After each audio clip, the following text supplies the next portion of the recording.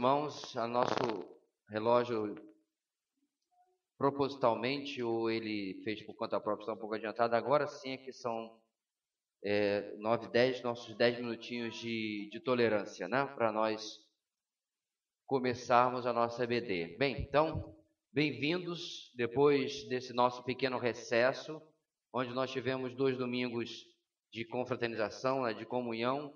Uma bênção estarmos de volta. E como foi bastante avisado, nós não vamos agora retomar a nossa matéria de autoconfrontação, ou seja, a nossa matéria normal, que estamos caminhando, né? Você tem aí mais uma semana para se colocar em dia, para se inteirar de onde nós estamos. Os vídeos estão no canal, enfim. E nós vamos, semana que vem, para a 12ª lição, ok? Então, hoje, conforme nós tínhamos anunciado, nós vamos ter um estudo, que ao mesmo tempo é uma reunião, né, da membresia da nossa igreja a respeito de algo que não é que este ano vamos fazer, não, mas que este ano vamos investir mais e já está ali bem claro ao que eu me refiro, né? Que é a questão de evangelismo, e nós demos assim um título à nossa manhã de o foco e o desfoco. É um neologismo, uma palavra acredito que não existe, por isso está entre aspas. O foco e o desfoco evangelístico em uma vida e em uma igreja. Então nós vamos orar, e o nosso desejo hoje, meus irmãos, assim, isso é normal em qualquer estudo bíblico, em qualquer pregação. Mas o nosso desejo hoje, mais do que nunca, é que nós saiamos daqui individualmente e como igreja, com propósitos, com resoluções, exatamente do que eu farei agora diante disso que Deus me falou, ok? Então, é importantíssimo, meu irmão, que diante daquele que nenhum de nós pode usar máscaras, usar aparências, você seja sincero diante do Senhor e diante de si, em dizer, isso que está falando aí sou eu. Ou é aquilo que eu preciso mudar na minha vida. Isso não está batendo, não está de acordo com aquilo que eu estou vivendo. Só assim, meus irmãos, é que a palavra de Deus pode produzir verdadeira mudança em nós. Se nós apenas assistimos um bom estudo, uma boa pregação expositiva, nós vamos ser como o profeta no Antigo Testamento, que o povo chamava para poder ouvi-lo. E Deus diz para ele, porque talvez ele estava ficando animado, porque o pessoal ia ouvi-lo, Deus falou para ele, olha, você é para esse povo como quem canta canções de amor, você é uma atração. E é possível, meus irmãos, ouça o que eu vou lhe dizer, que boa mensagem, bom estudo, se torne a sua atração, o seu entretenimento. Quando? Quando aquilo não se traduz em vida, em vivência no nosso dia a dia. Ok? Então vamos orar pelo nosso estudo e no sentido que eu acabei de falar também. Deus querido, muito obrigado pelo nosso tempo aqui esta manhã, em que voltamos a nossa EBD, a nossa atenção à Tua Palavra. Nós pedimos, ó Deus, que Tu possas conduzir o nosso coração, a nossa mente, cativas realmente à obediência de Cristo, ao entendimento da Tua Palavra, e, ó Deus, a análise sincera, profunda do nosso coração, das nossas vidas. Abençoa, Deus, o nosso tempo diante desta palavra, para que nós possamos ser motivados, exortados a mudanças nas nossas vidas. Dado o Teu Espírito, Deus, esta manhã, nós precisamos da ação do Teu Espírito em nossas vidas.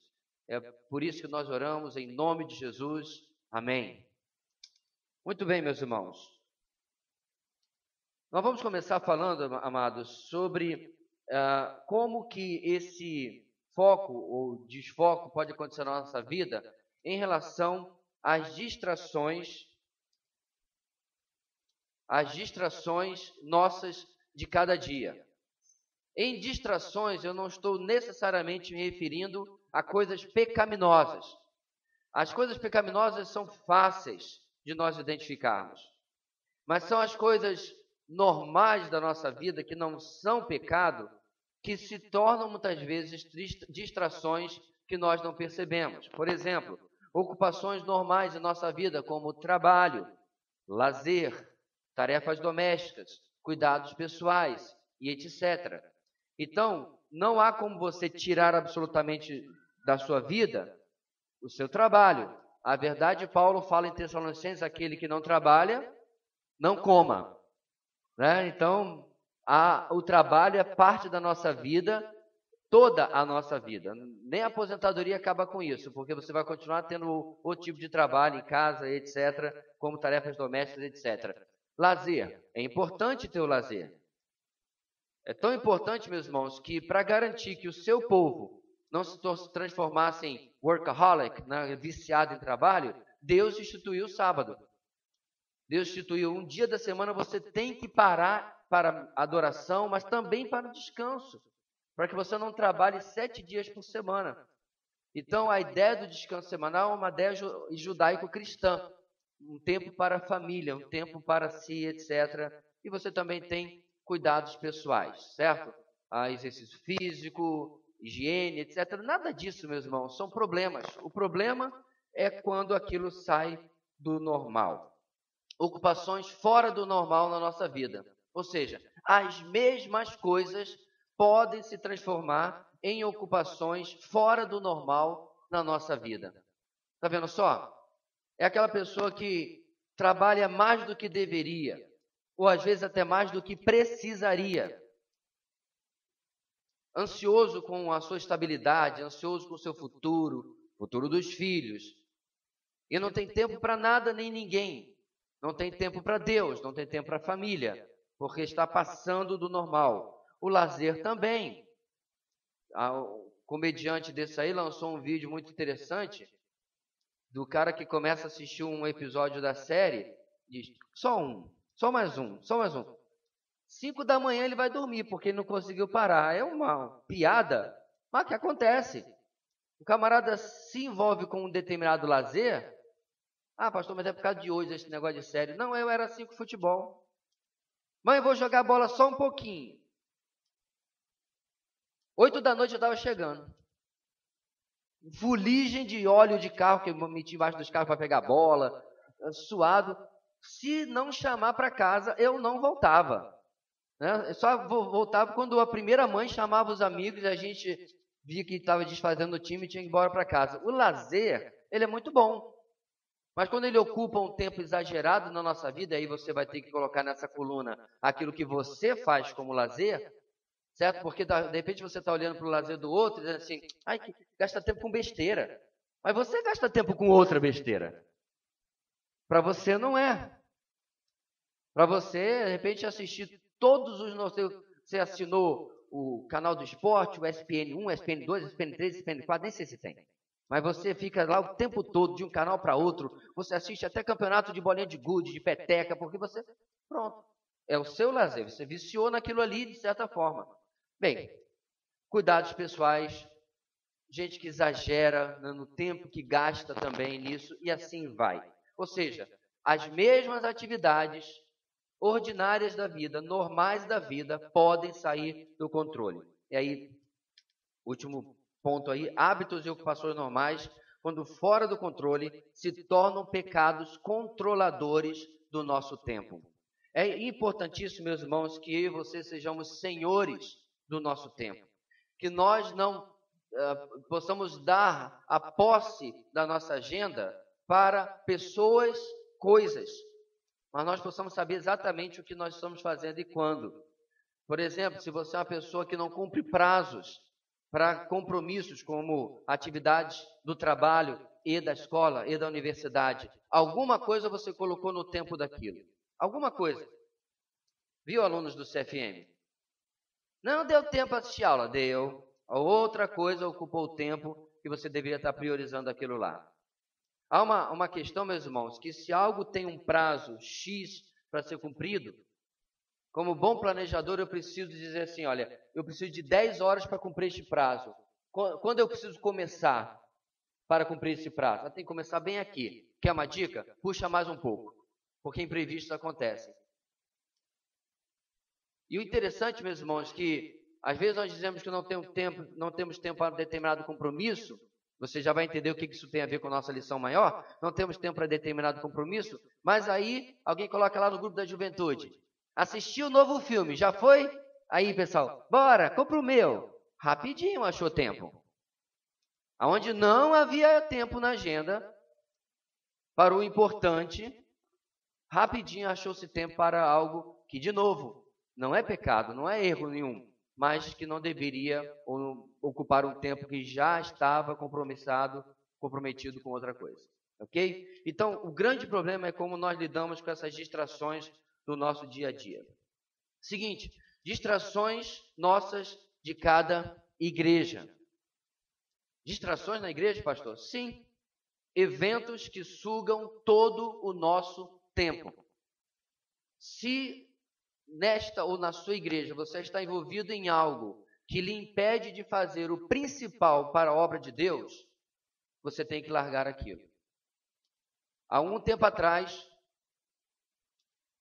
eu aconselhava um rapaz me perguntando sobre as atividades da sua igreja, o que ele poderia fazer para abençoar, estava descobrindo boa doutrina, a igreja dele não tem, o que ele podia fazer para influenciar. Eu falei, olha, com a permissão do seu pastor, faz um grupo segunda-feira à noite, por exemplo, para estudar a Bíblia, para estudar a doutrina.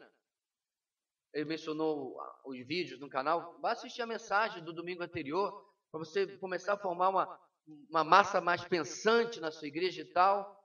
E ele alegou que não tinha tempo. Eu falei, ok, não tem tempo, você está fazendo o que na vida? Mas ele falou que não tinha tempo por causa das atividades da igreja. E aí ele mencionou as suas atividades na igreja. Eu falei, agora você vai ter que tomar uma decisão. É mais importante você estar fazendo parte do grupo de teatro da igreja, de dança patética. Não, desse não estava não, tô brincando. Ou é mais importante você formar um grupo para estudar melhor a palavra de Deus? Escolhas. Porque era um rapaz muito ativo, mas ele estava gastando muita energia em coisas que não estavam colaborando ou contribuindo de fato na edificação da igreja em absoluto. Ou seja, ele estava tendo eventos que sugavam o seu tempo, todo o seu tempo. Segunda coisa, meus irmãos, não é a nossa realidade, mas é bom destacar para os mais novatos, estratégias mágicas de crescimento. Muitas igrejas perdem muito tempo, energia, pessoal em estratégias mágicas, eventos mágicos. Isso aqui vai atrair gente, isso aqui vai ganhar muita gente, não necessariamente converter, mas ganhar muita gente.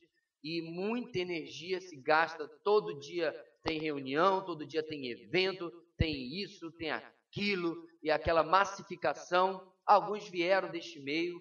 Nossa igreja labutou nessa perda de tempo há cerca de 12 anos atrás, graças a Deus não mais, mas é importante destacar, meus irmãos, que se torna um ladrão do tempo na igreja também, uma distração.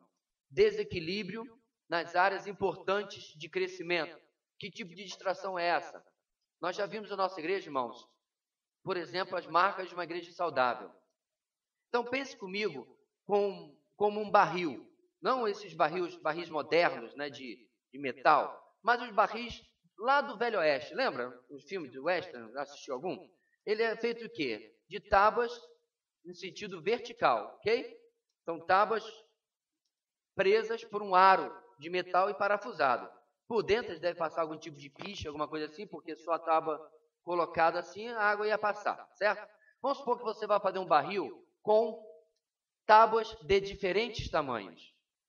O barril vai ter 1,20 m mais ou menos, mas uma das tábuas tem só 50 centímetros. Então você coloca todas as tábuas, coloca o anel, parafusa, buzunta por dentro do que for que você tem que buzuntar.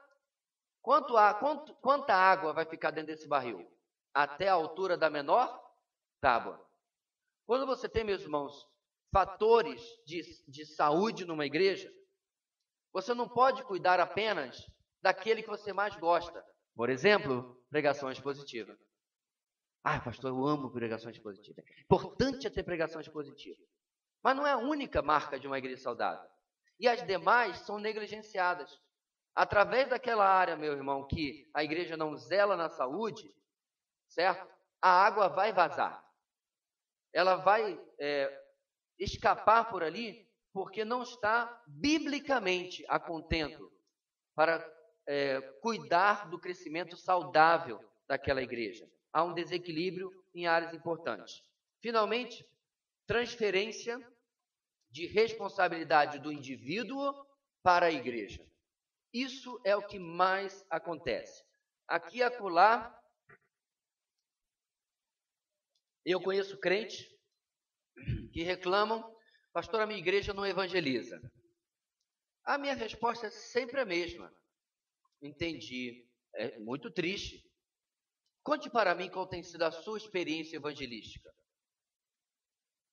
A minha igreja não ajuda os refugiados. Ah, que triste, irmão. Conte para mim qual tem sido a sua experiência ajudando os refugiados.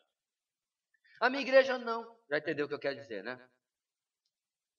É muito fácil eu ficar perguntando: pastor, o que nós vamos fazer sobre... Quando a minha pergunta deveria ser: Senhor, o que eu estou fazendo sobre tal coisa? Eu entendo que uma igreja se torna missionária quando os seus membros são missionários. Uma igreja se torna evangelística quando os seus membros são evangelistas. Uma igreja se torna uma igreja de oração quando os seus membros são pessoas de oração. Eu não vou aqui, irmãos, quantificar em quantos por cento, mas uma igreja se torna alguma coisa quando pelo menos uma boa maioria da sua membresia, porque você querer 100% é um pouco ilusório, mas uma boa maioria está imbuído daquela obediência bíblica àquela questão. Você pode ter o maior filantropo do mundo, umzinho só numa igreja, mas se aquela boa atitude de ajudar ao próximo não é imitada pelos outros irmãos, essa igreja nunca se tornará uma igreja que ama o necessitado, que ajuda. A pior coisa que pode se fazer, irmãos, numa igreja é você fazer pelos membros aquilo que eles deveriam fazer. Fazer, eu me refiro como instituição, porque isso é um tremendo lava-mãos. Que bom. Temos ajudado o povo. Não deu um grão de farinha. Mas como do orçamento da igreja está saindo dinheiro para comprar 20 cestas básicas, o camarada acha que está participando também. Não tem capacidade de parar na rua para conversar. No nosso caso aqui, irmãos, não vai ser um sem-teto, como geralmente nas outras cidades e tal. Nossa crise no nosso estado são os refugiados. Mas não é capaz de parar na rua e conversar e descobrir o que está acontecendo com aquela pessoa. Mas está arrotando como se estivesse fazendo alguma coisa, porque lá na igreja, ele viu o orçamento da igreja, tem lá tantos por cento. Isto não é feito por você. Não é a mesma coisa. Ainda, meu irmão, deixa eu colocar aqui bem radicalmente. Ainda que nós pegássemos 99% do nosso orçamento e mandássemos para missões, se você não evangeliza, você não é parte disso. Dar dinheiro é transferência de responsabilidade. Eu fui convidado para um determinado ministério uns anos atrás, com adolescentes. E aí ponderamos se deveríamos aceitar ou não, e eu bati o martelo que não. Por quê? Porque quando eu fui conhecer os pais dos adolescentes, eles eram do seguinte tipo. Você faz muito tempo, na época do cheque, que ainda existe, mas ninguém usa, né? Eles eram do tipo que preenchiam um cheque, diziam: pastor, Deus te abençoe para tratar do meu filho, tá? Eu não vou me envolver com isso. E ministério com adolescentes sem participação dos pais é nulo. Isso não existe. Aí eu falei: não, muito obrigado.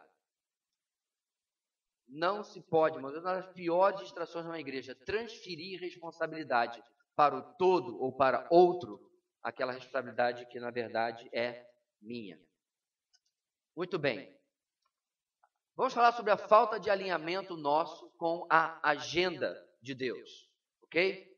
Com a vontade de Deus, se você quiser substituir, com o propósito de Deus, com o planejamento de Deus para a nossa igreja, para a sua igreja, a igreja que é dele. Por que isso é importante, meus irmãos? Ora, se nós somos a igreja do Senhor Jesus, eu acredito que ele tem algo para a sua igreja. Ele não está aí no camarote especial assistindo o que a gente faz e o que a gente deixa de fazer, para ver o que ele vai concordar, o que ele não vai. Não, ele tem um objetivo, ele tem uma agenda, ele nos deixou aqui com um propósito. No Antigo Testamento, durante milênios, Deus esteve compromissado com uma coisa e uma coisa apenas: a redenção dos eleitos. Você já parou para ver, meus irmãos, como que a Bíblia, ela pula pedaços enormes? Nós estamos na leitura anual, já chegando em Deuteronômio. E em números nós reparamos que em pouquíssimo espaço de tempo, você pulou, né, de estar zanzando no deserto para já estar quase entrando na terra prometida, finalzinho de números. Por quê? Porque o objetivo da Bíblia não é fazer uma narrativa de ano por ano, muito menos de dia ou mês por mês da história de Israel. Ele está costurando uma linha durante toda a Bíblia, no Antigo Testamento, e a linha é a redenção dos eleitos. Em termos de teologia bíblica, eu tinha que elaborar muito mais do que apenas isso, mas essa é uma linha válida. Tanto que o Antigo Testamento todo está apontando para a cruz, para Cristo, para a redenção de cada um. Bem, se isso existe, nós temos que comprovar com o texto. Lá no comecinho, Gênesis 3,15, nós lemos. Vamos ler juntos, irmãos, para você terminar de acordar esta manhã? Vamos lá?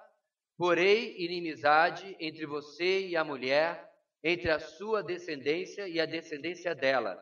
Este ferirá a sua cabeça e você lhe ferirá o calcanhar. Isso aqui é chamado, pelos comentaristas, de proto-evangelho. Ou seja, a primeira menção, a menção mais primitiva do evangelho. Não há muitos detalhes. Certamente, quando Adão e Eva ouviram isso, eles não pensaram em cruz, Jesus, 12 apóstolos, nada disso. Isso ficamos sabendo por causa da revelação progressiva que nos beneficia estando hoje no futuro. Mas eles entenderam que aquilo que havia acabado de acontecer ia ser resolvido. E passaria por essa promessa em Gênesis capítulo 3, versículo 15. Mais adiante, meus irmãos, Deus vai afunilar mais ainda, tratando de mundo inteiro para uma pessoa só, através de quem viria a semente santa, Abraão. Vamos ler lá, Gênesis 12, 1 e 2. Então o Senhor disse a Abrão: saia da sua terra, do meio dos seus parentes e da casa de seu pai, e vá para a terra que eu lhe mostrarei. Farei de você um grande povo e o abençoarei. Tornarei famoso o seu nome e você será uma bênção. Então veja, meus irmãos, Deus está afunilando, e nós podíamos continuar aqui durante todo o Antigo Testamento. Ele vai trazer a lei apontando para o Cordeiro de Deus que tira o pecado do mundo. Nós não teríamos tempo para fazer todo esse passeio do Antigo Testamento. Mas o compromisso de Deus, a agenda de Deus sempre foi a redenção dos eleitos. Isso não muda no Novo Testamento. No Novo Testamento e até hoje em dia, Deus continua com o mesmo compromisso. Ele não mudou. E o compromisso dele fica claro nas expressões de ordem, de imperativo que ele nos deixa. Marcos 16, 15. Vamos juntos, irmãos? E disse-lhes: vão pelo mundo todo e pregue o evangelho a todas as pessoas. E mais adiante, praticamente suas últimas palavras, antes de retornar à presença do Pai, Atos 1, 8. Mas receberão poder quando o Espírito Santo descer sobre vocês, e serão minhas testemunhas em Jerusalém, e em toda a Judéia e Samaria, e até os confins da terra. Então vejam, meus irmãos, há muita discussão hoje sobre qual é o papel da igreja. Essa discussão não existia no Novo Testamento. Incrível. Para pensar, você sabe que vai morrer. No caso de Jesus, não seria morrer, mas ele iria embora. Você tem que deixar as últimas palavras para os seus filhos, né? Para os seus cônjuges, até talvez pessoas que você discipulou. Eu vou embora. Me lembra, sabe quem? Não sei se vocês acompanharam um professor americano, que ele gravou um vídeo chamado A Última Palestra. Já faz uns 10 anos já. Nesse vídeo, ele dá os conselhos de como ele orientou a sua vida, debaixo da direção de Deus.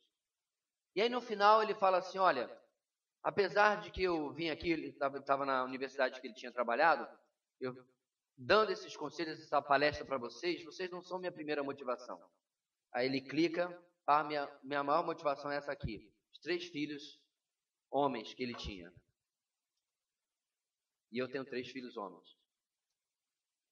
E aquilo, meus irmãos, mexeu muito comigo, porque Ele sabia que ele ia morrer, ele tinha câncer de pâncreas, taxa de mortalidade acima de 85%, como ele realmente morreu. E ele deixou um vídeo, meus irmãos, que seus filhos, vídeos, podiam assistir durante anos, daquilo que ele não poderia mais aconselhar, orientar, porque não estaria mais presente. Vamos fazer um paralelo com o texto que nós acabamos de ler? Estou indo embora, mas vou voltar. Enquanto eu estiver indo embora, receberão poder, serão testemunhas, vão por todo mundo. A teologia da missão integral usurpa este nome dizendo: você só faz de verdade missões se você inclui a assistência social. Esqueceram de avisar Jesus, porque ele não inclui nas suas últimas palavras. Pastor, não temos que ajudar o próximo? Acabei de falar que nós temos que ajudar o próximo. Mas não é esta a missão da igreja. A missão da igreja é clara, meus irmãos. Fazer discípulos, vamos pegar Mateus 28, ensinando-os a observar. Você faz discípulos, alcança pessoas, ensina pessoas. Alcança pessoas, ensina pessoas, e nós faremos assim o resto da nossa vida. Esta é a missão da igreja. E fazemos isso para a glória de Deus. Todo o resto está na Bíblia, as ordenanças, os mandamentos, nós dizendo, os imperativos, mas não de maneira tão central como você vê, pegando a linha do Antigo Testamento até o Novo Testamento. No Antigo Testamento, por exemplo, o pobre também era suprido. Você não podia fazer a colheita das beiradas da sua lavoura. E se você estivesse colhendo e a espiga caísse no chão, não podia mais pegar. Todas essas medidas eram para que o desprovido pudesse passar pela colheita e pudesse pegar, e ninguém ia dar... ninguém ia atacar, ninguém ia reclamar, porque sabia que a lei já estabelecia isso. Porém, o objetivo de Israel nunca foi só esse. O meu ponto aqui, meus irmãos, é que se há uma agenda de Deus, nós precisamos estar alinhados com essa agenda. Jesus estava, olha aí. Esse era o foco da vida de Jesus. Mateus 10, 45. Vamos ler juntos? Pois nem mesmo o Filho do Homem veio para ser servido, mas para servir e dar a sua vida em resgate por muitos. O objetivo número 1 de Cristo não foi trazer algum tipo de restauração holística do ser humano. É o Evangelho. O que transforma o homem de verdade é a vida em Cristo. E ele cumpriu ao que ele veio e o que ele se propôs. João 17,4, juntos. Eu te glorifiquei na terra, completando a obra que me deste para fazer. Aí eu pergunto, meus irmãos, será que eu poderei chegar até o final da minha vida sabendo que eu fiz isso? Esses dias eu assisti de novo O Resgate do Soldado Ryan. Se essa altura do campeonato você nunca assistiu esse filme, desculpa ao teu spoiler alert. No começo do final do filme, o Ryan, velho, aparece no cemitério. Ele está visitando o túmulo da pessoa que comandou para que a vida dele fosse salva. E antes de morrer, essa pessoa que é o Tom Hanks, diz para ele: viva uma vida honrada, faça valer a pena. E aí, o Ryan, velho, pergunta para a esposa dele: a minha vida valeu a pena? Me diga que eu sou um homem bom. Ele estava preocupado com o juramento feito ao moribundo a um outro homem.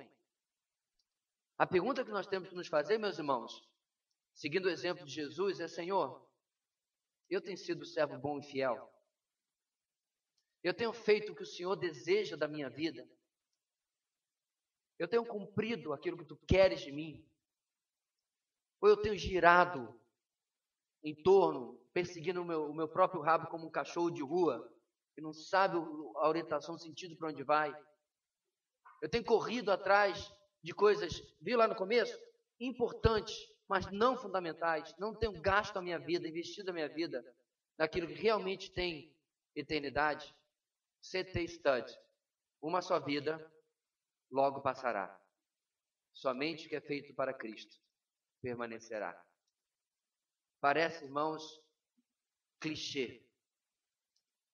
Mas nós temos que lembrar, amados, que mesmo que você viva como a minha avózinha, 94 anos, esse desafio dos 10 anos eu postei no grupo da família, a foto minha, da Leila, com a minha avó, em 2009. Aí coloquei lá no grupo da família, essa não dá para fazer o desafio dos 10 anos.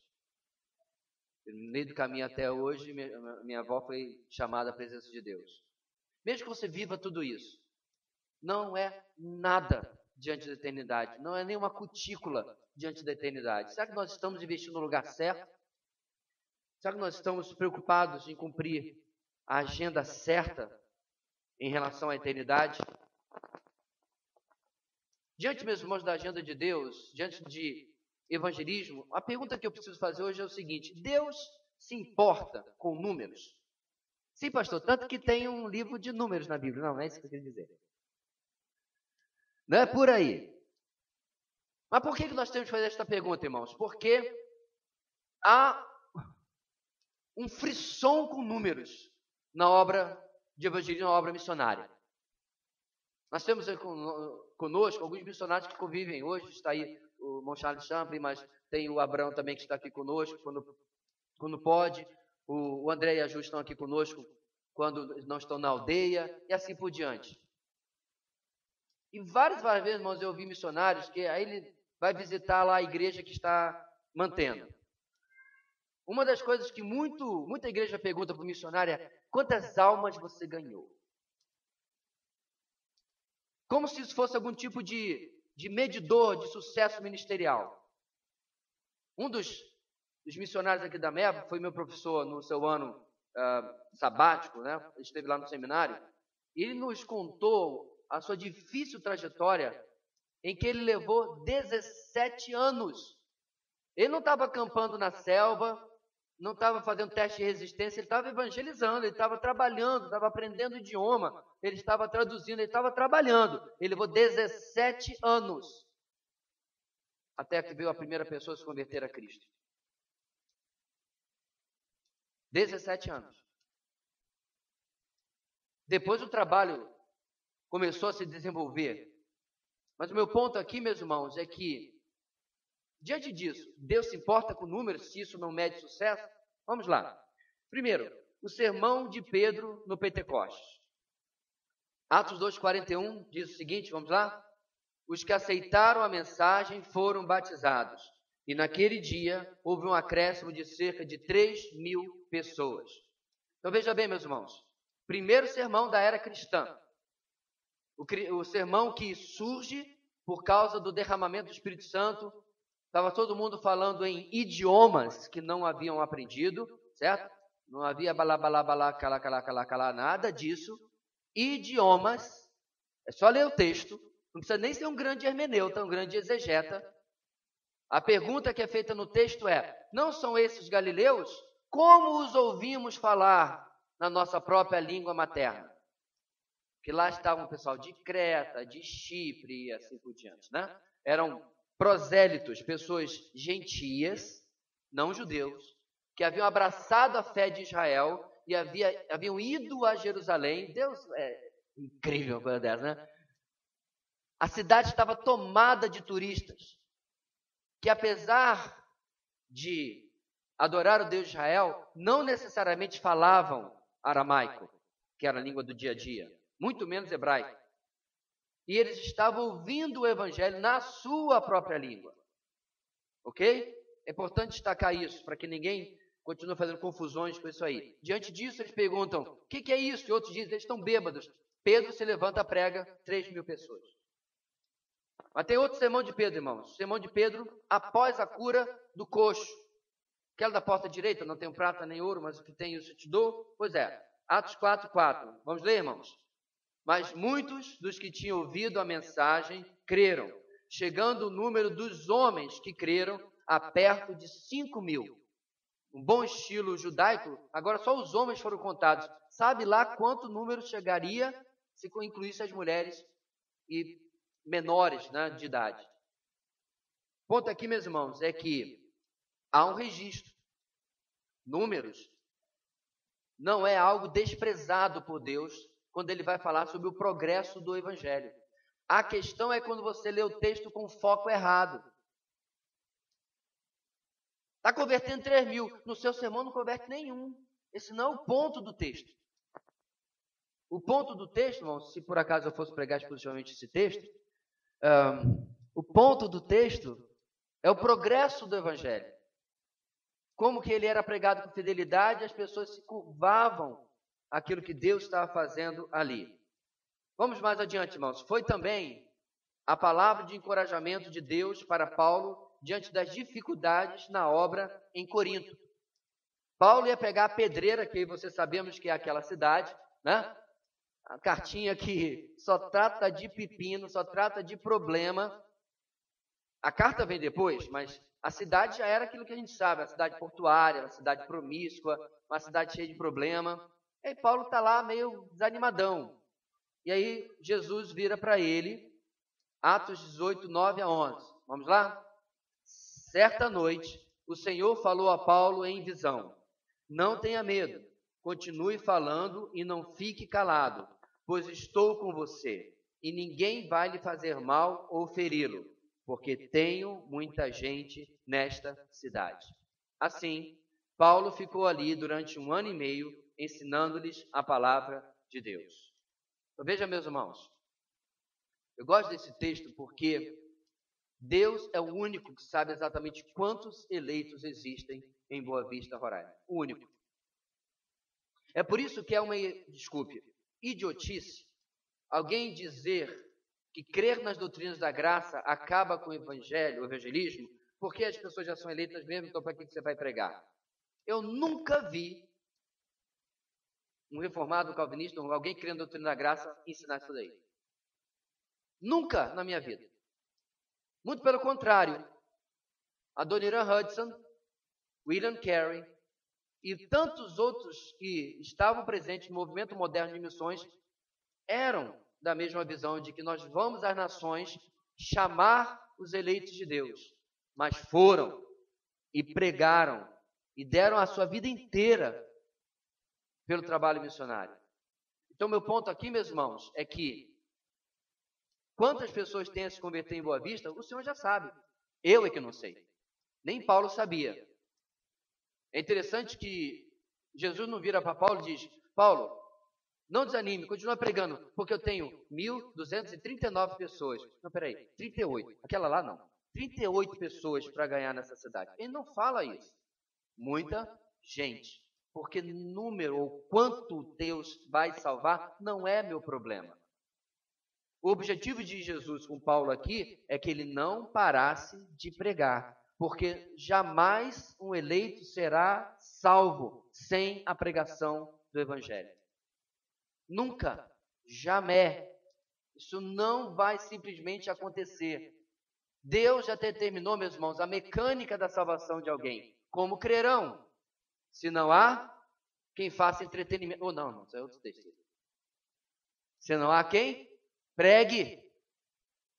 Então a pregação, meus irmãos, é imprescindível e Jesus estava cuidando que Paulo não desanimasse nisso. Ainda sobre esse assunto, Deus se importa com números? Crescimento estava em Atos ligado à proclamação. Diversos textos aí, meus irmãos. Da multidão dos que creram. Da multidão dos que creram. Multidão, Atos 4:32. Naqueles dias, crescendo o número de discípulos, Atos 6:1. Assim, a palavra de Deus se espalhava. Crescia rapidamente o número de discípulos em Jerusalém. Também um grande número de sacerdotes obedecia à fé. Atos 6:7. A igreja passava por um período de paz em toda a Judéia, Galiléia e Samaria. Ela se edificava e encorajada pelo Espírito Santo. Crescia em número, vivendo no temor do Senhor. Atos 9:31. Entretanto, a palavra de Deus continuava a crescer e a espalhar-se. Atos 12:24. Finalmente, assim as igrejas eram fortalecidas na fé e cresciam em número cada dia. Atos 16:5. Qual é o objetivo de Deus, através de Lucas, meus irmãos, aqui nesses textos? Era demonstrar, meus amados, que a despeito da oposição, da perseguição e de tudo que eles sofriam, ninguém conseguia parar o crescimento do Evangelho. Não há artimanha humana que pare o crescimento do Evangelho. Sabe o que eu acho interessante, meus irmãos? Às vezes a gente ora e fica tão preocupado com a igreja perseguida, e devemos ficar, e devemos orar, mas você já parou para pensar que Satanás tem sido mais eficaz em diminuir o crescimento do Evangelho na igreja não perseguida do que na igreja perseguida? Eu não sei se continua nesse índice, mas há cerca de uma década atrás saiu um estudo que mostrava que a igreja chinesa dobrava a cada 6 meses. Dobrava. Debaixo de perseguição, debaixo de restrições, nas igrejas onde gente sentava assim como visitante, e era gente do governo para ouvir se o pastor era um revolucionário, tentando derrubar o governo. Nesse meio, a igreja dobrava a cada 6 meses. Quanto tempo será que leva para a igreja onde não há perseguição dobre de tamanho? Não é inchaço. Há uns anos atrás, a Veja botou na capa lá uma multidão tipo, né, a mancha para Jesus, ou quer dizer, a marcha para Jesus. A força evangélica, 25 milhões, hoje a diz são 40. 40 milhões de inchaço. As igrejas estão inchadas de bodes. Ai, pastor, que nome feio. Reclama com Jesus. Porque quem não é ovelha, meu irmão, é bode. Mas ele é uma ótima pessoa, é um ótimo bode. Maldito politicamente correto entra até na forma que as pessoas falam. Outro dia o camarada criou confusão comigo porque eu usei a palavra ímpio. Mas está na Bíblia, irmão. Mas as pessoas não são más desse jeito. É um bom ímpio. É a maldição do politicamente correto. Você não pode mais usar palavras que está na Bíblia. Bode, ímpio, inferno. Uma também das estratégias que Satanás tem usado para que as igrejas achem que nossa sociedade está uma maravilha, espiritualmente falando. O problema é só educação e segurança. Então a gente não precisa ser tão urgente na pregação do Evangelho, porque as pessoas estão melhorando. Você sabia, por exemplo, que na última década os índices de miséria e fome no mundo caíram assustadoramente? Que legal! O mundo está melhorando. Irmãos, nós podíamos chegar a um mundo utópico, onde ninguém fosse para a cama sem um prato de alimento. E Deus permita que um dia isso aconteça. Mas espiritualmente o mundo vai continuar a mesma coisa. Em trevas. Mas esse assunto mais lá para frente. Assim, meus amados, havia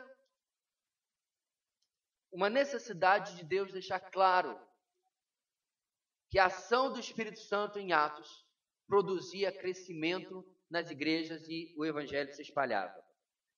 Bem, diante disso, eu quero propor 2 palavras que talvez você não conheça o significado, vai aprender hoje. Nem numerolatria, nem numerofobia. O que é numerolatria? Vamos começar pela primeira. É a busca por crescimento numérico acima de tudo. Geralmente recorrendo a métodos e estratégias que prometem resultados em números, além do comprometimento da essência e da pureza do Evangelho em troca de uma versão mais aceitável e voltada para as necessidades circunstanciais das pessoas e não da sua necessidade principal. Ou seja, isto é, a salvação. Vamos lá, vamos deixar que as coisas, botar os pingos nos is. Toda pessoa que vai num congresso, uma conferência de crescimento da igreja, está mal intencionada? Não, a maioria está bem intencionada. Quero deixar isso muito claro, irmãos, porque eu quero que você entenda a minha ojeriza a métodos.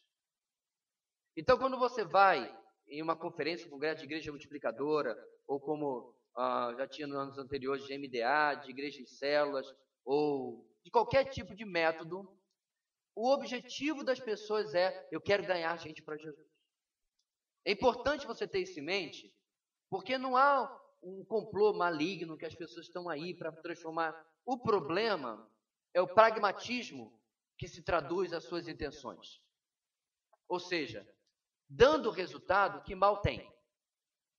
E aí aquilo que eu coloquei ali na descrição. Começa a se sacrificar a mensagem em troca do método. A prova disso é que nós temos na nossa igreja diversas pessoas, egressas de igrejas, onde tinha um método de crescimento, isso e aquilo e tal, e o conhecimento bíblico era quase nenhum. E algumas dessas pessoas, inclusive, reconheceram que fizeram parte, foram batizados, eu preciso das aspas aqui, mas um dia ouvindo a palavra aqui, se converteram e reconheceram, eu estava lá, mas eu nunca realmente me converti. Por quê? A máquina do método tritura a pessoa e leva de um jeito que a pessoa nem sente. E ela está lá, naquelas distrações nós vimos no começo, apegada a um monte de coisas que você está fazendo e está achando que está trabalhando para Deus e agindo e correndo, mas na prática você está alimentando a máquina da numerolatria. Então veja bem, meus irmãos, se ter uma igreja grande se torna o foco da vida de alguém, pastor ou membro, seu foco está no lugar errado. Porque você vai sacrificar outras coisas para cumprir aquele objetivo. Você vai sacrificar as marcas de uma igreja saudável para cumprir aquele seu objetivo. E nem sempre isso vai ser com a melhor das motivações. Agora, isso é numerolatria. A idolatria do número. E a outra palavra? Numerofobia, por outro lado, é a resistência ao crescimento numérico. Geralmente, vendo como algo que enfraquece a igreja. Enfraquece sua firmeza doutrinária, ou até a comunhão entre os que já estão aqui. Além de preocupação com o trabalho que novos convertidos dão. Em outras palavras, preguiça para com o discipulado. É claro, meus irmãos, beber dá trabalho. Temos 10 novos aqui na igreja. Dá para os pais chegarem aqui? Agora, pega a criança. Agora eu vou prestar atenção no culto, tá? As próximas 2 horas te vira. Não. É constante supervisão. É tirar um olho e o menino estava aqui, tentando enfiar o dedo na tomada aqui da extensão da filmagem. Era o Benjamin, né? Mas com a tomada do Lula não tem como enfiar o dedo ali mais, porque não pega o contato, né? Pelo menos uma coisa boa. Mas o meu ponto aqui, meus irmãos, é que tirou um minuto o olho do menino, ele estava tentando enfiar ali. Novo convertido dá trabalho. E muita gente já se acostumou com os mesmos rostos, né? Aí chegou gente nova, uma famíliazinha só, tudo bem, aí traz para perto. Mas você já parou para pensar, se nós somos, 30 famílias, que se você fizer o seu trabalho, você fizer o seu trabalho, você fizer o seu trabalho, e eu fizer o meu trabalho, a probabilidade é que ano que vem, ou deste ano para o ano que vem, nós tenhamos outras 30 famílias. Aí já, a cultura da comunidade, meus irmãos, o rosto, a demografia nossa muda completamente. E tem gente que não gosta disso. Pastor, isso é um tipo de xenofobia gospel? Tá bom esse nome aí. Não quero gente nova. Um determinado camarada, não sei se a Leila vai lembrar disso, 20 e tantos anos atrás, falou para mim que não queria que a igreja dele crescesse. Camarada antigo na fé, diácono. Não queria que a igreja dele crescesse, porque não gosta de igreja grande. Eu falei, Jesus, não estou ouvindo uma coisa dessa não. Essa é a numerofobia. Os motivos são vários. E o pior ainda da numerofobia é quando o não crescimento tem desculpas. É porque aqui nós não visamos números, visamos qualidade. Geralmente não tem nenhuma coisa nem outra. Tem uma pseudo-qualidade. Porque qualidade de verdade, meu irmão, não é conteúdo apenas, é obediência. Alguém anota essa frase que eu não vou lembrar depois. Pouco importa se você tem uma cabeça, né? Sei todas as obras de Cooper. Já decorei tudo que Calvino escreveu. Já fiz. E daí?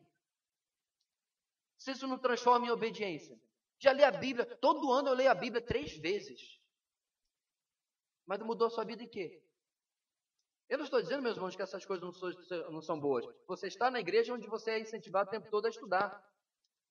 Mas o ponto aqui, meu amado, é que se isso não se traduz em obediência e transformação, alguma coisa não está sendo entendida da maneira como deveria. Então, nem numerolatria, nem numerofobia.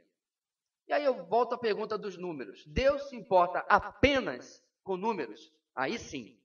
Não. O cuidado com o ensino é claro nas Escrituras. Então, para você não achar que eu estou mudando qualquer coisa que você acha que é a visão desta igreja, não estamos mudando. Deus se importa profundamente com o ensino das verdades bíblicas. Vamos comprovar isso?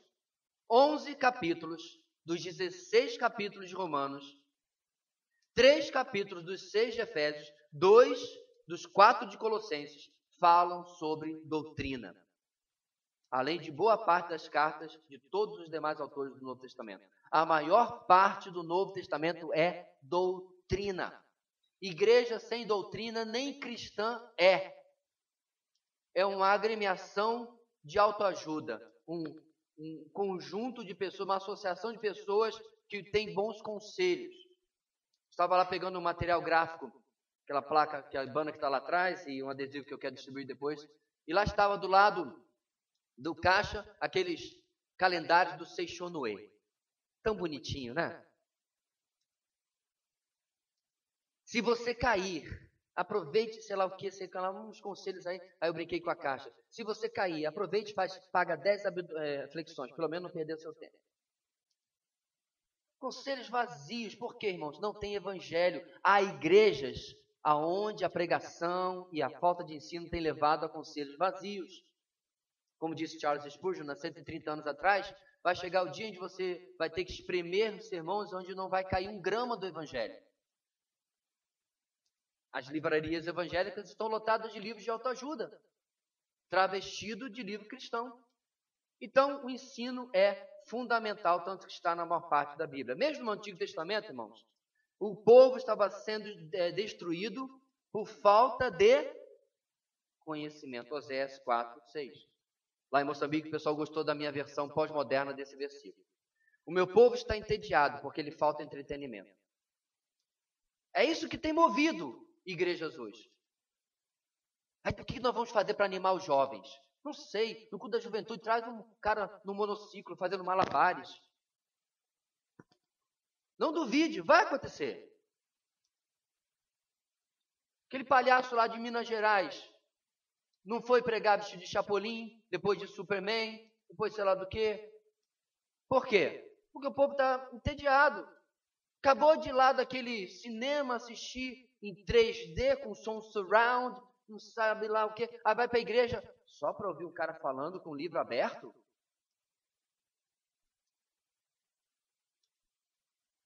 Pastor, mas são meios para segurar os nossos jovens, até que Deus, o evangelho é suficiente. Um jovem verdadeiramente convertido, ele não precisa ser entretido. Ele não precisa ser engabelado. Você não precisa fazer como eu faço com o meu cachorro para dar comida para ele, né? Eu pego comida no remédio. Pego o remédio, eu faço um rolê de bife e fecho bastante assim. Aí, toma, senta. Aí ele senta. Um deles senta. Aí ele come. De vez em quando rompe no meio do que ele está comendo. Mas já comeu. Tem jovem que está ouvindo, supostamente, pregação bíblica assim. Um rolê de carne de entretenimento. No Antigo Testamento, Deus não... Só um momentinho, irmãos. Você acha que hoje o jovem é diferente do jovem no mundo antigo? Claro, pastor. Ele não tinha Instagram? Claro que não. Ora, bola. Mas ele tinha outras coisas de jovem que o distraíam. Isaac, vem aqui estudar a lei comigo. Mãe, mas eu estou aqui brincando com a minha funda. Agora, menino. Pronto. Para você não tem graça. Mas para o jovem de 2.000, 3.000 anos atrás, ele preferia ficar brincando com a sua funda. Ele devia lá botar um menino, um amigo em cima do outro, né? Para brincar de Davi e Golias. E a mãe chamando para estudar a Bíblia, para estudar o Torá. Porém, você não vê no Antigo Testamento Deus dizendo assim: então, Moisés, eu calculei mal a juventude, vamos dar uma maneirada aí e fazer uma Torá do novo século. Não. Como aquele outro lá fez a Bíblia freestyle. Já leu? Não leia. Onde colocou palavras de baixo calão, xingamentos mesmo, porque o jovem hoje precisa ser... O que eu acho engraçado, meus irmãos, como outra pessoa mais experiente do que eu já falou, o seu filho, senta com seu filho, pede para ele falar do que ele está aprendendo na faculdade. 10 minutinhos. Se não for da mesma área que você vai ficar com aquela cara... Interessante essa colocação sua. Você não está entendendo nada. Você está com a Luzi. Luzi, como é que tem sido o estudo? Não, pastor, porque a musculatura e a fisiologia do cavalo marinho e do... Você tem que ficar tentando puxando o que você viu lá no Discovery Channel, mas não chega nem perto do que ela está vendo na faculdade. Aí você vai falar com outro que está fazendo direito, porque tem que fazer faculdade de direito, né? Não vai fazer de qualquer forma. E aí ele vai falar sobre as teorias da doutrina, do sei lá o quê, e você... meu filho, muito interessante isso daí que você está falando. Não entendeu nada. Aí chega na igreja, que você tem que fazer? Dar sopinha para ele da Bíblia, porque teologia é muito difícil. Para a honra e glória do Senhor Jesus, meus irmãos, nós temos jovens aqui que sabem mais teologia do que muito camarada que eu conheço adulto. Porque está na Bíblia. Não é simplesmente lá para preencher espaço. Está lá porque no Antigo Testamento já está registrado o que aconteceu com o povo pela falta de ensino. Vamos adiantar essa parte aí. Boa parte do ministério de Jesus foi de ensino. A liderança ensina, não, desculpe, não ensino, por isso que eu estava tentando ver se eu estava chegando direito aqui. A liderança ensina com o fim de preparar os santos para a obra do ministério, para que o corpo de Cristo seja edificado. O objetivo número 1, meus irmãos, da liderança da igreja é ensinar o corpo e preparar para o ministério. Segundo aquele versículo lá, quem faz o ministério é a membresia, não é a liderança. Olha aí. Quem faz o ministério de igreja é a membresia. Conhecia esse texto? O ensino é a essência do discipulado, quer formalmente, quer pelo exemplo, vida na vida.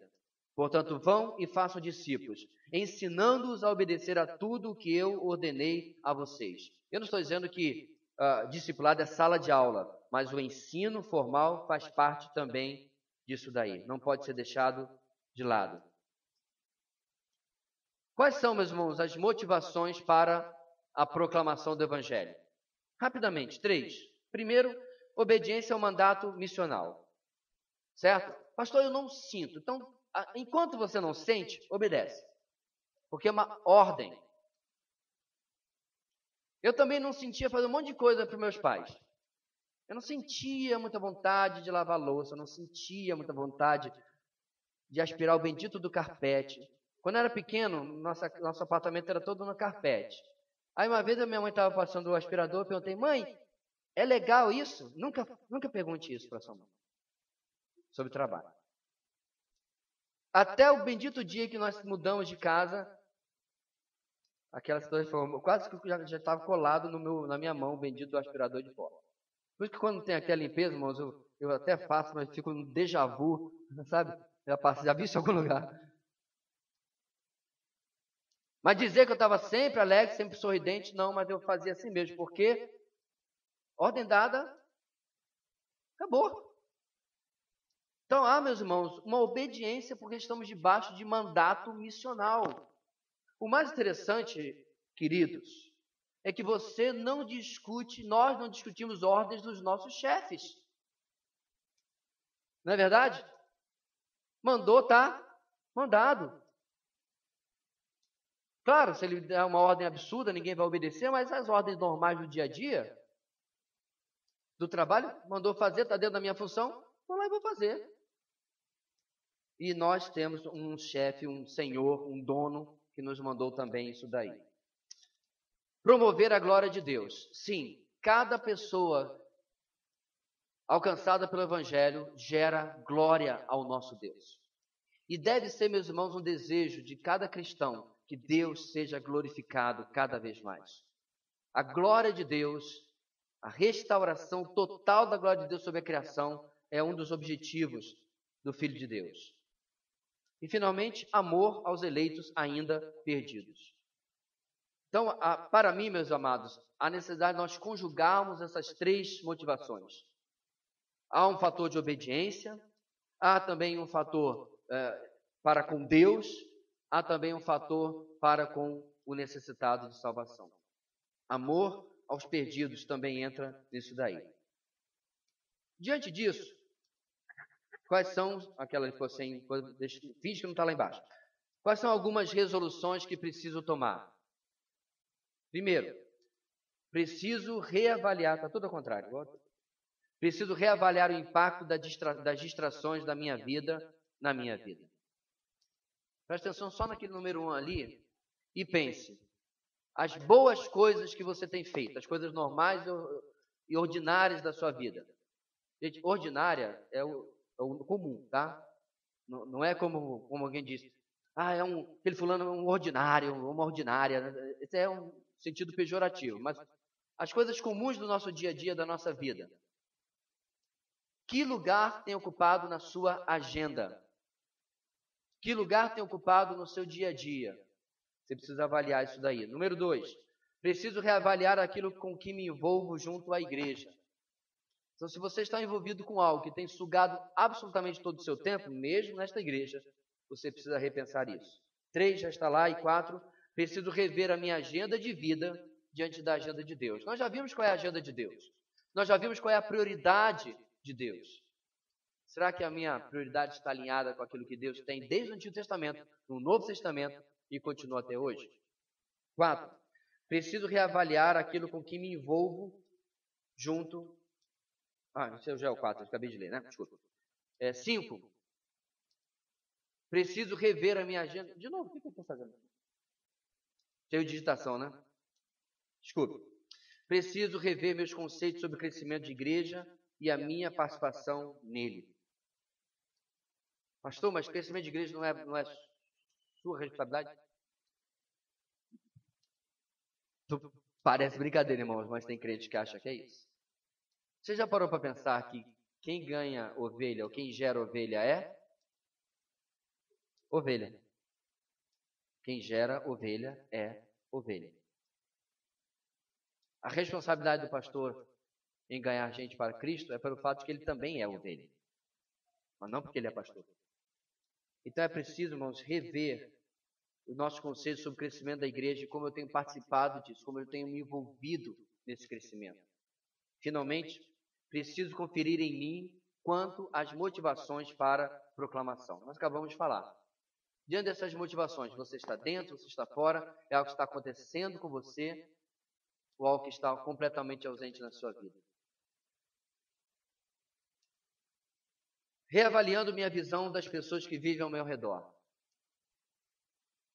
Isso é importante, meus irmãos, porque muitas vezes nós não fazemos o que devemos fazer porque temos tido uma visão, na falta de outra palavra, romântica, utópica das pessoas ao nosso redor.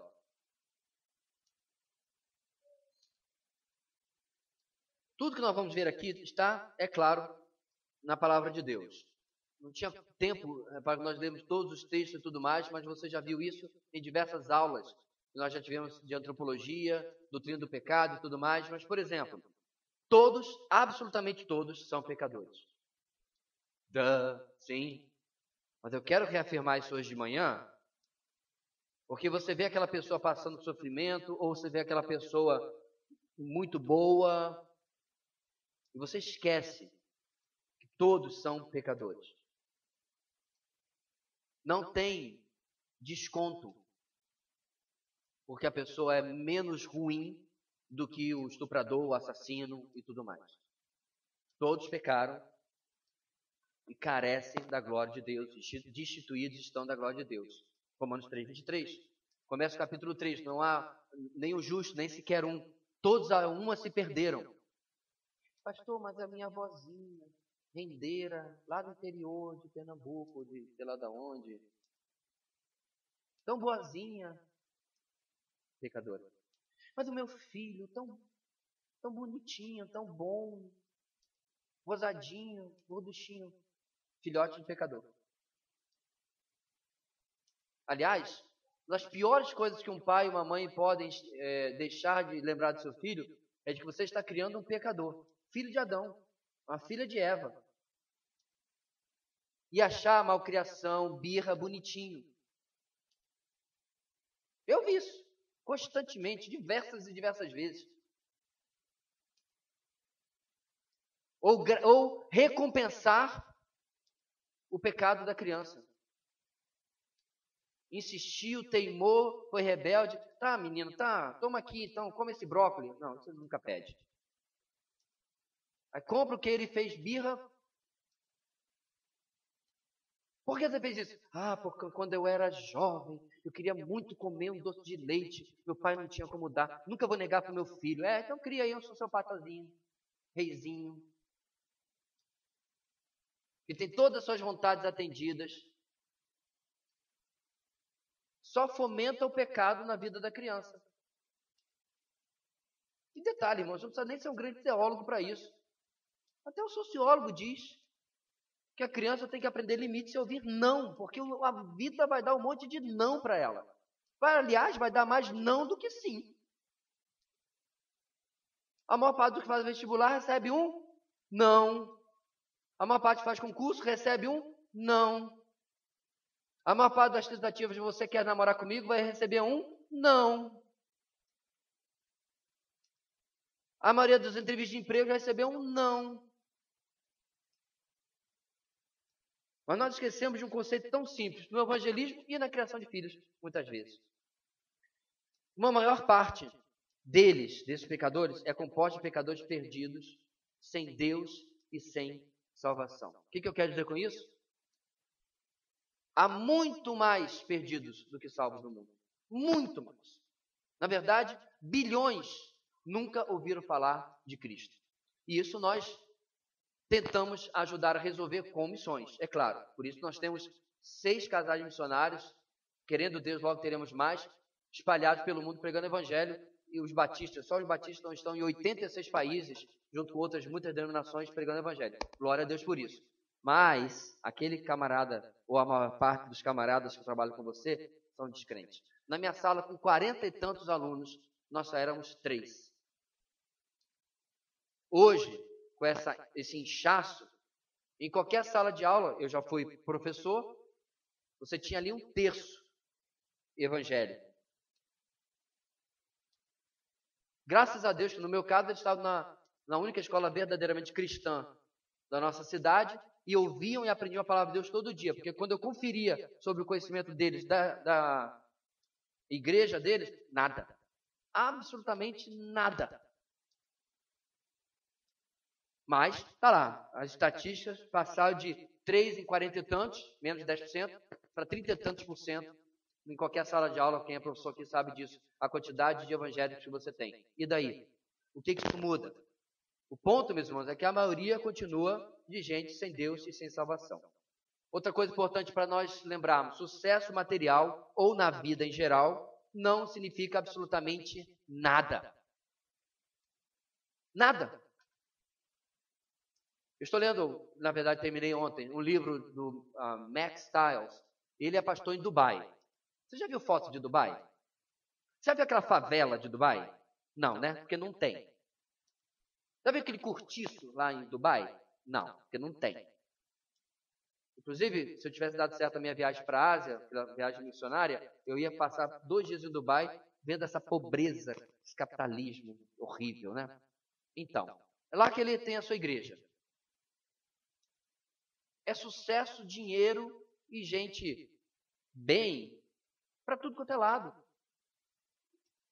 Mas nos testemunhos de conversão que ele coloca lá, é gente, no fundo, infeliz, solitária, perdida, sem rumo na vida, oprimida por religiões.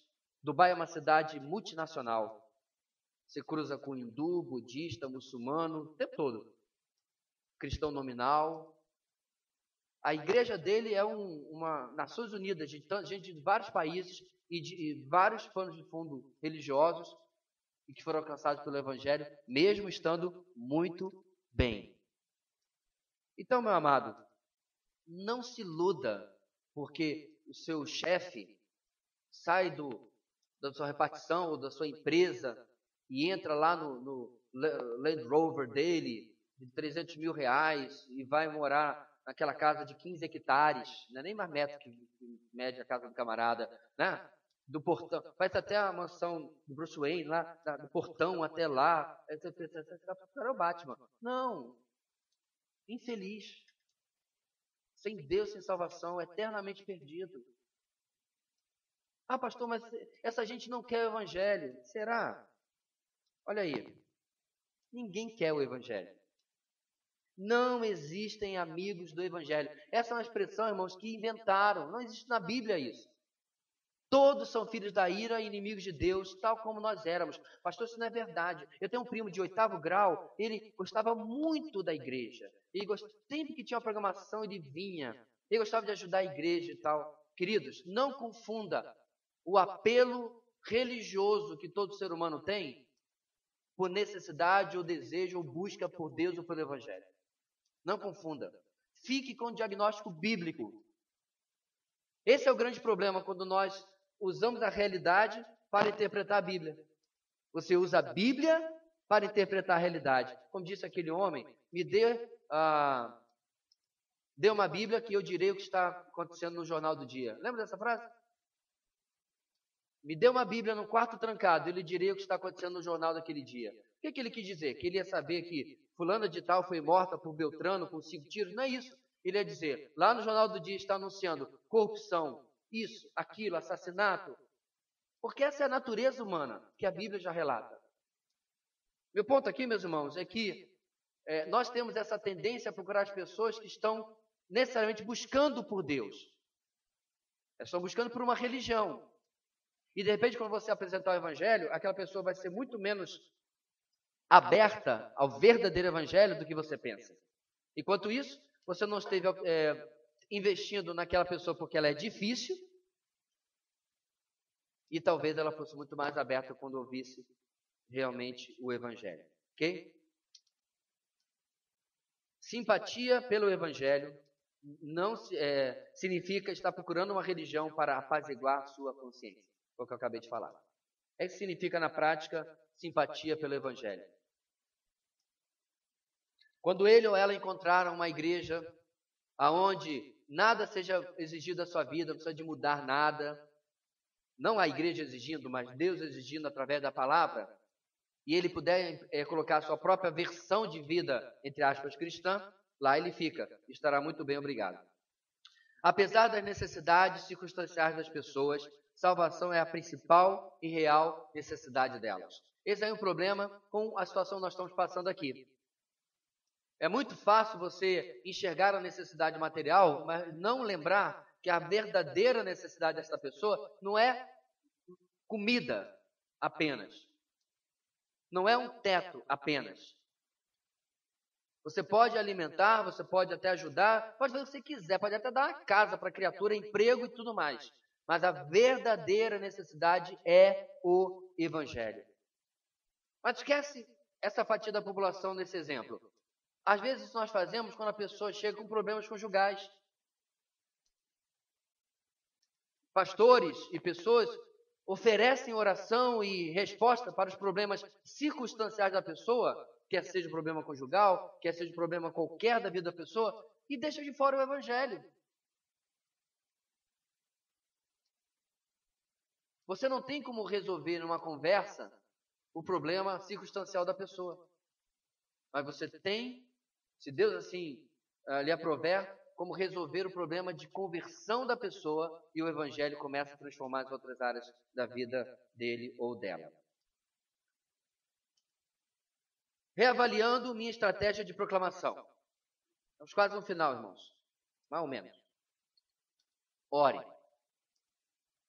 Sem oração, a proclamação do evangelho é um exercício de arrogância e independência de Deus. Ore por você e pelas vidas a serem alcançadas. De novo, parece chover no molhado. Mas a oração, meus irmãos, especialmente, algo que nós temos falado direto aqui, sobre orar por alvos evangelísticos, devia ser algo diário na minha e na sua vida. Deve ser algo diário na minha e na sua vida. Dois, mantenha constante investimento em sua vida espiritual. Por quê? Você não tem como dar aquilo que você não tem. Devocional diário é uma declaração humilde de necessidade de comunhão com o Pai e de alimento espiritual. E, incrivelmente, mais de 70% dos cristãos não têm tempo diário com Deus. E deve ser reforçado com leitura de livros. Sim. Pastor, mas na Bíblia tem isso? Tem. Paulo, quando está preso em Timóteo, ele pede que Timóteo vá ter com ele e diz: traga os meus livros. Traga os meus pergaminhos. Paulo era um leitor ávido. Em Tito, ele cita até poetas cretenses. Pastor, Paulo lia literatura secular mundana. Pois é.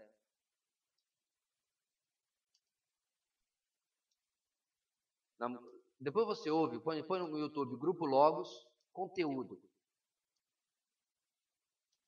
Lá o Paulão, de forma magistral, diz, se eu me lembrar aqui, quero ter conteúdo, sabendo de tudo em volta de mim, mas nunca deixando a viva palavra. Crente não pode ser acéfalo. O crente lê a filosofia, a sociologia, o mundo pela lente das escrituras. Momento plim-plim. O resgate do pensamento bíblico, nosso livro do mês, fala praticamente só disso. Como você lê tudo da experiência humana pela lente das escrituras. Sem este investimento, nos faltará recurso para proclamar o evangelho. Você sabe aquele rapaz que quer chamar a moça para sair, para conversar e tal, mas não sabe falar absolutamente nada, porque ele tem a mente vazia? Pois é. Tem crente que não sabe evangelizar porque simplesmente não tem nada dentro da cabeça. E esse conteúdo da cabeça, meu irmão, não vem de um cursinho de evangelismo. Vem de vida com Deus. O que você fala no evangelismo? Você fala da sua vida com Deus e do que Deus fez na sua vida. Não tem formulinha mágica. Há princípios que você precisa saber que deve estar presente na sua pregação. Mas de maneira nenhuma tem um roteiro que você segue. 3. Faça uma lista. Na sua estratégia de proclamação, uma lista com o máximo de descrentes que puder. No mínimo, 10 pessoas. Por que eu estou falando sobre isso, meu irmão? Para que o seu investimento evangelístico não seja, vou ver aí, tá? Passou aqui. Não. Planejado, teleguiado. Eu coloquei 10, irmão, pode ser 20, pode ser 30, pode ser 100. Deus lhe abençoe. Lembrando de tudo aquilo que a gente falou, não, vou escolher só os melhores. Você pode dar tiro no pé. Porque se alguém fosse nesse critério, nunca teria escolhido Saulo de Tarso. Pedro mandou fazer uma lista para evangelizar. Deixa eu pensar. Aí alguém fala assim, coloca Saulo de Tarso. Deus me livre. Você é doido. Saulo de Tarso. Esse aí nunca vai se converter. Por nada. Vou botar aqui o pessoal mais legal, mais amigo do evangelho. Quer saber quem foi o maledeto que inventou essa bendita dessa expressão. Não teria colocado aquele que se tornou o maior expoente do cristianismo. Então faça essa lista, meu irmão. Apenas faça. Porque você vai escrever depois uma avaliação de cada pessoa. Coloque detalhes sobre a pessoa, sobre o relacionamento de vocês e oportunidade de interação e convivência. Agora, pastor, isso é para o senhor que tem a memória ruim. Eu concordo, eu sou de memória muito ruim. Mas baixa a bola um pouquinho, faz um negócio mais, que você possa olhar e lembrar. Porque quando nós escrevemos, irmãos, nós pensamos sobre o que nós escrevemos. Por isso que eu insisto que você escreva no seu devocional. Não apenas leia o texto bíblico, leia a explicação, faça uma oração rápida. Não. Escreva, Senhor, vírgula, eu, diante daquilo lá. Por isso que é diário de hora silenciosa. Ninguém olha o do outro. Deixa eu ver o que meu filho está escrevendo aqui. Não faça isso. Deixa eu ver o que minha mãe escreveu. Não faça isso. É seu devocional com Deus. Da mesma maneira, escreva sobre aquela pessoa. O que você lembrar.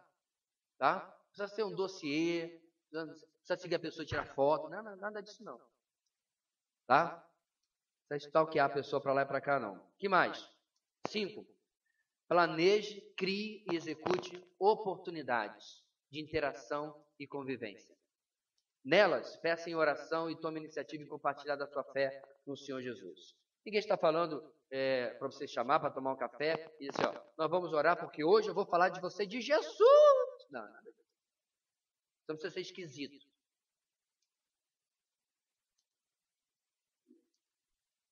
Jesus era extremamente natural, meus irmãos. Mulher, dá-me de beber. Como é que você, sendo judeu, pede água a mim? Se você soubesse quem lhe pede água. Você lhe pediria e ele daria a água da vida. Vou tirar isso aqui.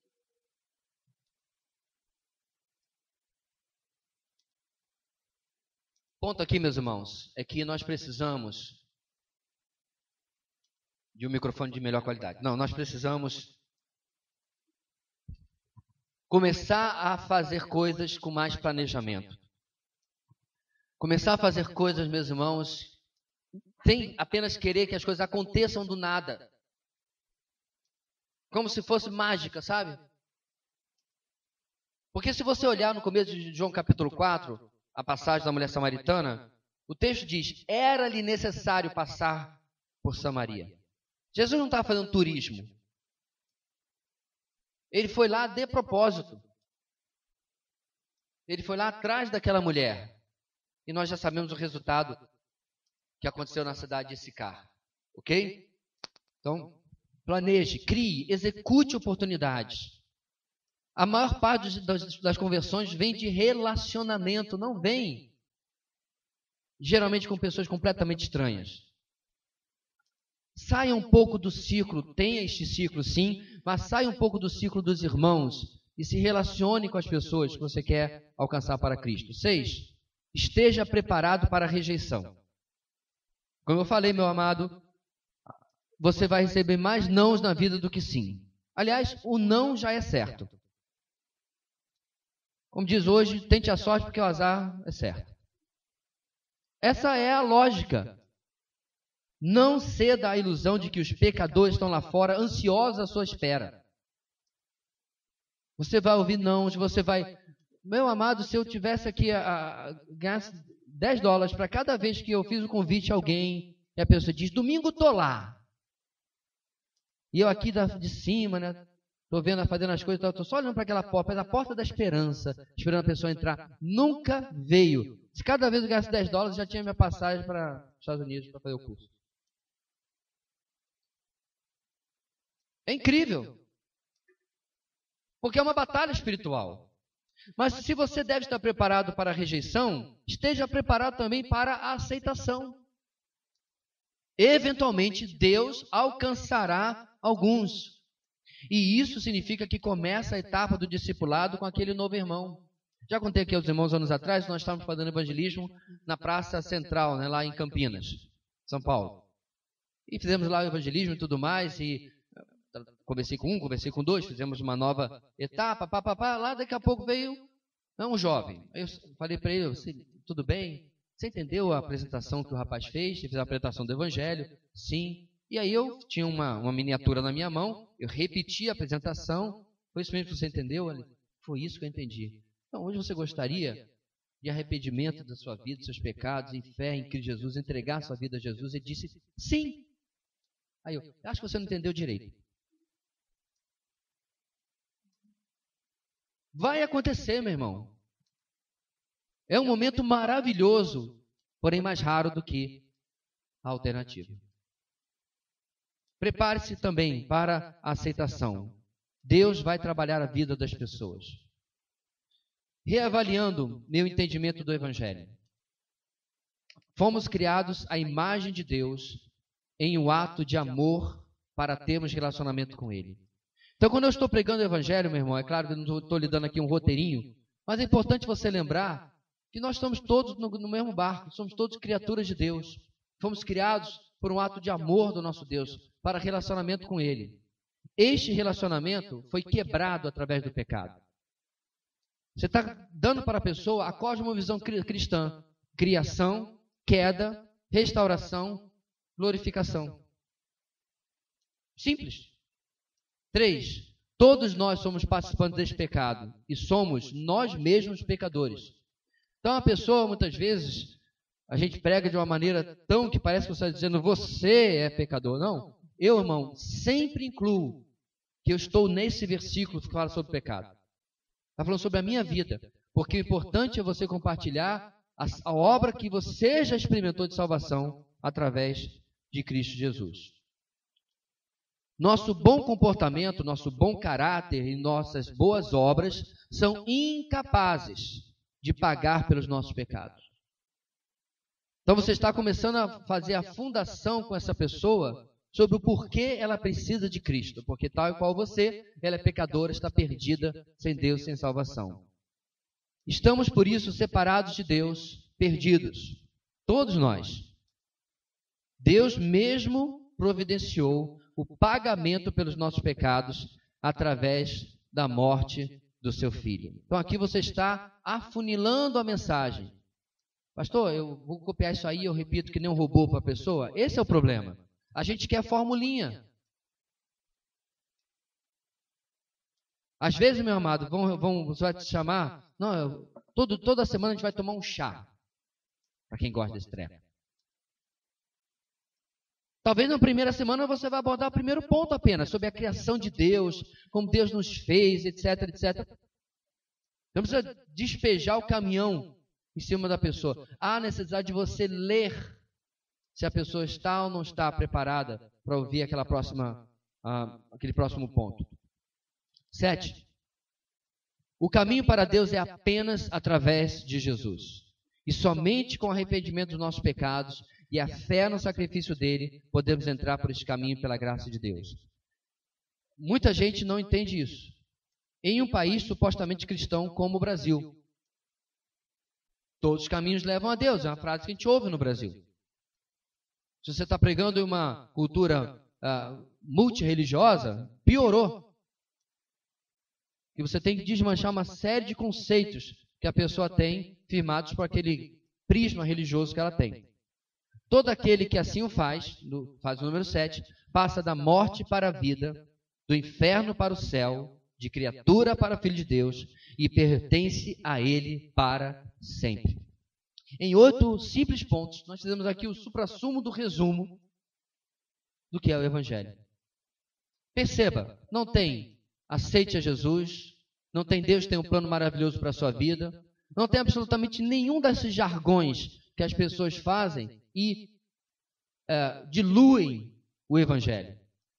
Tornam uma mensagem aguada, sem poder.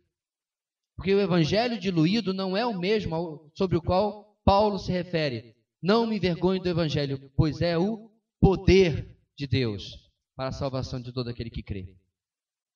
Para ser o poder de Deus, meu amado, precisa ter o conteúdo que a Bíblia nos traz sobre a pregação desse Evangelho. A obra, meus irmãos, continua. Atos, nas Escrituras, param no capítulo 28. Mas a história da igreja continua capítulo após capítulo. Nós escrevemos essa história com a nossa obediência. Ou sem ela. Deus soberanamente toma nossos erros e acertos e sempre executará sua soberana vontade. Lembrou de Juízes? Em Juízes ele estava escrevendo a história de Israel. Pelas suas obediências, mas geralmente, principalmente, pela sua desobediência. A história da igreja, meus irmãos, continua sendo escrita. E aí eu queria encerrar, meu irmão, com uma frase que nós usamos há 16 anos atrás.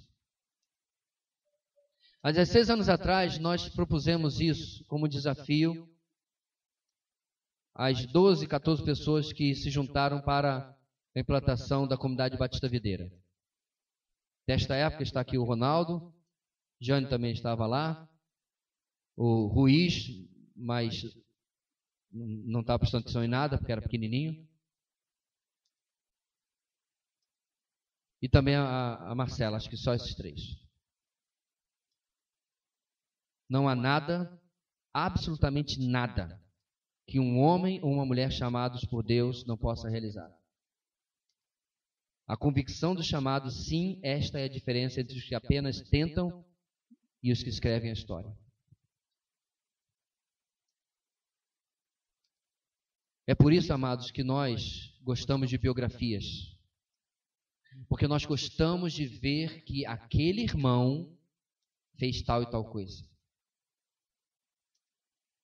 É inspirativo, é inspirador. Mas também significa que eu estou dizendo, ele fez, estou livre. Quando, na verdade, eu deveria todo dia me incomodar em saber se eu estou ou não escrevendo a história da igreja da maneira correta.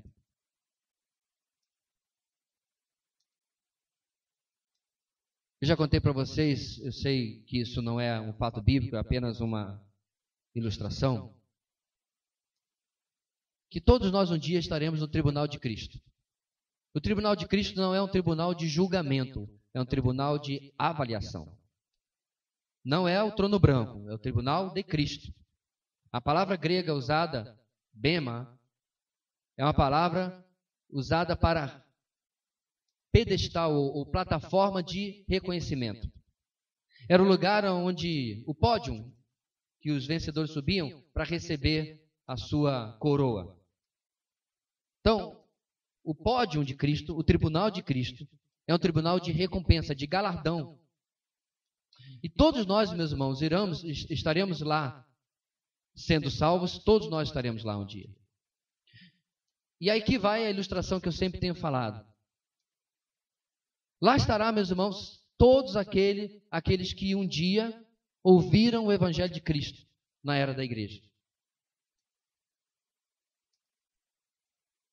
Você já pensou se por acaso o Senhor, com você lá na frente, sendo recompensado, perguntasse àquela enorme multidão, quantos aqui foram alcançados, foram salvos, direta ou indiretamente, através deste meu filho? Quantas mãos se levantariam? Quantas mãos se levantariam dizendo, eu estou aqui porque um dia ele fez isso e aquilo. Eu estou aqui porque ele ajudou alguém a vir na minha casa falar de Cristo. Não importa, direto ou indiretamente. Você já deve ter assistido uma pregação de John Piper. Cerca de 15, 20 anos atrás, ele estava bem mais jovem, em um ar livre. Já assistiu essa mensagem? Em que ele pega um artigo da Reader's Digest, né, uma revista de histórias, e fala de duas pessoas, dois americanos típicos, John e Mary, que se aposentaram e se mudaram para um lugar quente da Flórida, uma praia. E compraram um barco e passavam as tardes em longas caminhadas na praia colecionando conchinhas.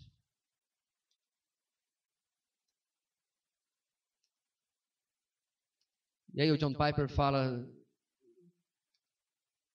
sobre chegarmos na presença de Deus e dizer: Deus, olha a minha coleção de conchinhas. Olha o meu barco. Na sequência, ele conta sobre 2 irmãs, já na terceira idade, aposentadas, ambas da área de saúde, que resolveram gastar a sua aposentadoria de outra maneira. Se transferiram para o interior de uma vila no interior da África, para cuidar dos necessitados, das crianças daquela localidade e pregar o Evangelho. Depois de um tempo trabalhando lá, elas estavam viajando de um lugar para outro, a sua caminhonete perde a direção, erra a curva num despenhadeiro, voa no despenhadeiro e elas morrem instantaneamente. E o desafio dessa ilustração de Piper, que está apenas no começo da mensagem: qual dos 2 aposentados desperdiçou a sua vida? Então, meu irmão, seu lazer, seu passatempo, tudo tem o seu lugar. Mas não desperdice a sua vida. Uma só vida, logo passará. Somente o que é feito para Cristo permanecerá. Nosso objetivo este ano, meus irmãos, não é um objetivo de numerolatria. É um objetivo de obediência. É o nosso entendimento de que é virtualmente muito improvável de que um cristão que diligentemente foca a sua vida na agenda de Deus e que durante este ano realmente investe o seu tempo, seus dons, seus talentos, seus bens para se relacionar e alcançar vidas. Passe um ano inteiro. Ainda nos resta mais de 340 dias este ano. 345 dias, hoje é dia 20.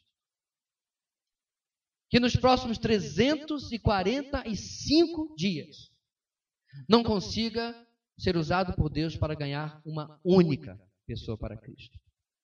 Então, quando nós falamos, meus irmãos, sobre a nossa igreja dobrar de tamanho, isso de maneira nenhuma será algo que nós vamos cobrar. Nós estamos falando em você ter a santa, a celestial ambição de ser instrumento de Deus na salvação de uma única pessoa este ano. Ou você como casal, de ganhar outro casal. Você como jovem solteiro, ganhar outro jovem solteiro. O interessante, meus irmãos, é que quando a gente pensa numa igreja crescer 100%, parece arrogante. Parece até ridículo. Pastor, nem no mundo o cristianismo cresce assim. E isso não lhe traz tristeza?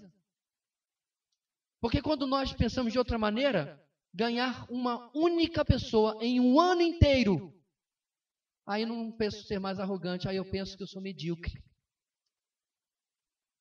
Você vê como tudo depende, meus irmãos, de perspectiva? A gente vê um número bonito desse, né? 100%. Ora bolas, eu ganhar um é 100%. Não é ganhar eu 100, é um. Porque agora talvez você esteja pensando assim, pastor, só está limitando a gente a ganhar um? Não, meu amado. A minha crise espiritual é quando uma igreja tão bem suprida de ensino não tem no seu coração uma oração quase como um gemido: dá-me filhos, senão morrerei.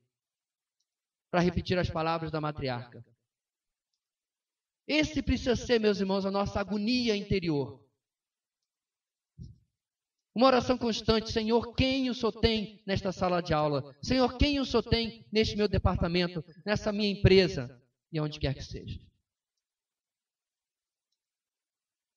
Então, meus amados, em tudo aquilo que nós ouvimos hoje, nós vamos terminar com uma oração. Não vamos, de maneira nenhuma, fazer algum apelo emotivo. Ninguém vai tocar música em tom menor. Você precisa sair daqui com a sua razão, guiando os seus passos à proclamação, ao compromisso, ao envolvimento. Então nós vamos orar pedindo que Deus tenha misericórdia de nós. Nós vamos orar. Se você não quiser me acompanhar nisso, não tem problema. Mas nós vamos orar pedindo perdão a Deus pela nossa desobediência. Eu de maneira nenhuma estou julgando o todo, porque eu não conheço, meu querido, a sua vida. Eu não ando com você, não tem uma câmera na sua... Ninguém não tem um drone seguindo você para dizer o que você anda fazendo. Ninguém está generalizando coisa alguma. Nós estamos trabalhando em cima de princípios bíblicos, de conclusões factuais. Quando a igreja, na dependência do Espírito Santo, proclamava o Evangelho, ninguém segurava. Mas ela proclamava. Por todo lugar por onde a igreja ia, se espalhava a palavra de Deus. Este é o ponto da nossa manhã. Uma igreja saudável é uma igreja que cresce. Não é uma igreja que explode, como esses livros que tem aí. A explosão da igreja. Literalmente esse é o título do livro.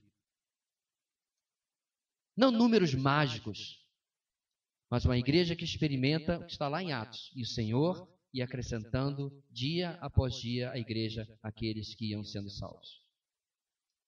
Eu quero experimentar isso. E você? Vamos orar, meus irmãos? Quem quiser se levantar, quem quiser se ajoelhar comigo, nós vamos terminar com uma oração.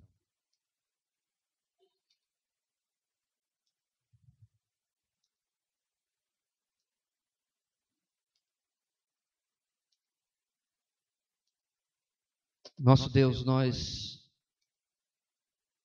nos colocamos diante de Ti, ó Pai, em humilhação, clamando, ó Deus, para que Tu possas perdoar, ó Pai, a nossa negligência com a Tua obra. Muitas vezes, ó Deus, por fazermos outras coisas, temos usado como desculpa para não fazer aquilo que foi, ó Pai, a preocupação principal nos últimos momentos do Teu Filho com seus discípulos. Perdoa-nos, ó Deus. Perdoa-nos, ó Pai, pela desobediência à Tua ordem, pela falta de zelo com a Tua glória, pela falta de amor pelos perdidos. Ajuda-nos, ó Deus, para que possamos, à luz da Tua palavra, hoje, constrangidos pela verdade da Tua palavra, mudar, ó Deus, a nossa forma de agir, de pensar, como conduzimos as nossas vidas, ó Deus. Ajuda-nos para que possamos, Senhor, voltar os nossos olhos para os campos que estão sempre brancos para a colheita. E tomar, ó Deus, a semente da Tua palavra e sair como semeador. É bem provável, ó Deus, que a semente irá cair à beira do caminho, entre espinhos e em solo pedregoso, mas também irá cair em bom terreno. Também irá cair, ó Deus, nos corações que Tu tens escolhido. Dá-nos, ó Deus, a paixão, o zelo para resgatar os nossos irmãos que ainda estão lá no mundo, para alcançar aqueles, ó Deus, cujo tempo do chamado soberano de Deus já chegou sobre suas vidas. Porque pode ser, ó Deus, que a nossa desobediência leve esses irmãos, muitas vezes, a não experimentar a convivência de uma igreja com bom ensino, com pregação responsável da Tua palavra. Mas nós possamos, ó Deus, ser atendidos pelo Senhor em ser instrumento nas Tuas mãos, para que eles estejam aqui conosco. Abre o nosso coração, ó Deus, para amar esses novos irmãos, para abraçá-los na família da fé, para cuidar.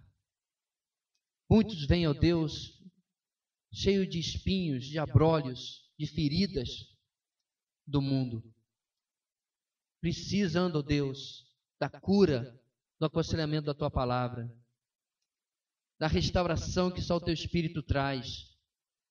E tudo isso Tu fazes através do Teu povo. Muito obrigado, Deus, que neste ano nós possamos experimentar o resultado da obediência ao Senhor. É o que oramos em nome de Jesus. Amém e amém.